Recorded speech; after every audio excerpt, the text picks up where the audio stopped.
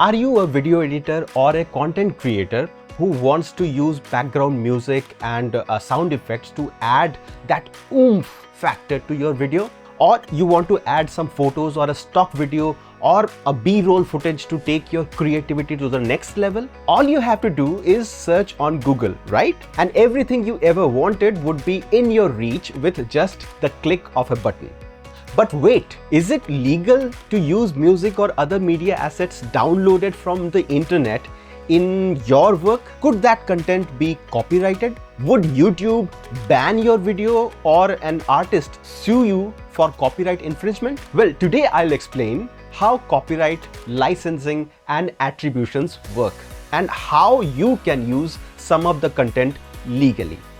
Hello, namaskar, welcome, swagatam. You are with the Versatile Doctor. My name is Dr. Abhinav Atul, an author, a YouTuber and a TLB member. Today on the TLB platform, I have brought to you the answer to a very commonly asked questions: how to use music, stock images or stock footage in your own creation, in your own content. It might be a YouTube video, it might be a reel, it might even be your book cover. A Hindi version of this video is available on my YouTube channel, The Versatile Doctor. So what is copyright and how copyright works? Let's say I create a piece of art.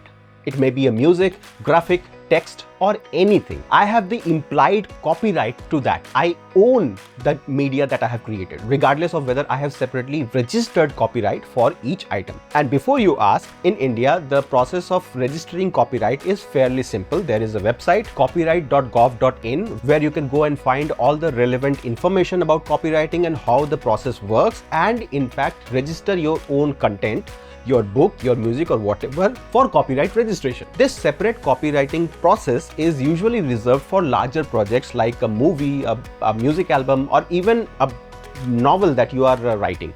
But as I said, regardless of whether you have registered separately, if anyone else uses my content in any way for their own business or content creation, I can sue them. Now that seems very simplistic and actually dark and selfish, right? But understand, media is for consumption, art is for adoration, and you are always allowed to watch a video, listen to a piece of music, appreciate a painting, read a book or anything like that where it is made available by the artist. YouTube is free, right? When I create a YouTube video like this, you are watching it for free as many times as you want. You can even save the video on YouTube to watch when you don't have internet. Offline, I mean. But what you should not do is download the video and show it to your other friends, because this video is actually made to be watched on YouTube only. Even more importantly, you cannot download this video and post it fully or in parts on your own YouTube channel and other media outlets and get monetization benefits. It doesn't matter if you clearly write in the description that this video was created by the Versatile Doctor, which is called attribution. It won't work because I simply haven't given you permission to earn money or even to distribute my content through your channels. Sounds simple enough? Let's take another example. Author Sharad Kumar has written a novel. He is automatically the copyright owner of the content in the book The Sugar Lake Tragedy. When you, as a reader, buy this book, you get the right to read it, to enjoy it, annotate it, show it in your library, make Bookstagram reels holding the book and even lend this book to your friends. But you are not allowed to copy the whole content of the book, print it and sell it as a pirated copy. Forget about selling. You are not even allowed to copy the content in any way. To write a review or a social media post, you can quote few lines of the books. That is fair use. Never large chunks or the whole content. That is called copyright infringement. Now, what can you actually use? If I were making this video maybe 2 to 3 years ago, my message would have been very different. But with the craze around AI generated content, a lot of gray area has arisen in the space of copyright and media assets. So I assume most of you watching this video will think, well, who wants to go through such a hassle of thinking about copyright and attributing and everything? We could simply create our own assets, whether it is text or image or even music, voice narration or entire videos.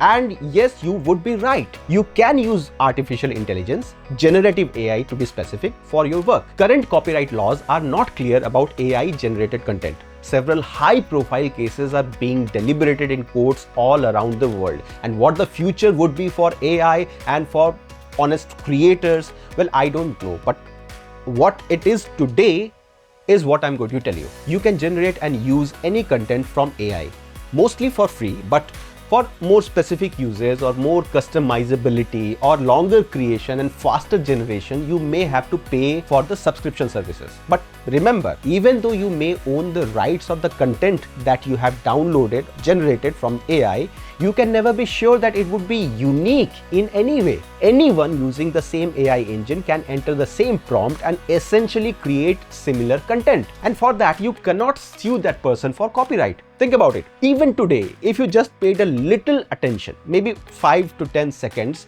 of attention on any content, I bet you will be able to tell if a content is AI generated or not, right? So everyone can tell if AI was used to create the asset or not. That in itself reduces the perception of originality or any value of worth for the creator in the eyes of the audience. How many times have you watched a reel or a post and just shrugged, saying, meh, this is AI? So that is the thing with AI. Keeping AI out of the equation, here is what I can tell you. Artists put their artwork on specific platforms where creators could buy or rent or lease as a license to use it for commercial purposes. Each such purchase will generate a license which will give the buyer the right to use that art within the confines of the mentioned license. There are limited licenses which allow use once or in a limited distribution media, and there are comprehensive licenses which allow use in unlimited distribution and everything like that. Here is an example of the license and limitations from Adobe Stock. It tells you for any media asset what kind of license gives you what kind of usage rights. Adobe Stocks is one of the best places to find assets like images, videos, templates, fonts and so on for use in your content. It is also one of the most expensive ones and is used by the highest levels of professionals. Of course, the catalog is enormous and very high quality, but being extremely expensive, I don't use it. But we will get to that later. Now, you should understand that license is not equal to attribution. License gives you the right to use the art created by someone else. Attribution is just an acknowledgement that the content creator may write in their video, like music created by this person. There are some websites where you can get art or music which is available to use with attributions only for free, like bensound.com for music, pexels.com for pictures and videos and like that. So where you can get media assets for free, you must read the fine print, the terms and conditions on what you can do or can't do with that media that you have just downloaded. See here, there are so many restrictions and limitations. So if you are using one of those free sites, make sure you read and understand their terms of use and licensing or attribution rules. Or you can purchase the license and the right to use it legally, hassle-free. Undoubtedly, even the so-called free assets or royalty-free music download sites, there is a payment option, pricing. The free access will always be limited and products might be of lower quality, like in low bitrate or low resolution. For content specifically to be uploaded on YouTube, there is a separate free audio library which you can use without any payment or any attribution, which is available on YouTube Studio. Check it out. There are many sites or YouTube videos which give you royalty-free music. Always read the whole description and check whether it is really royalty free or is there some hidden cost, or if the music is actually copyrighted or not. Like in this instance which I am showing you, you can see the video title and clickbait thumbnail shows royalty free music, 100% no copyright music. But once you go to the website, you actually get to know the real terms and conditions and of course pricing. So remember what I keep repeating over and over again, there is nothing free in this world.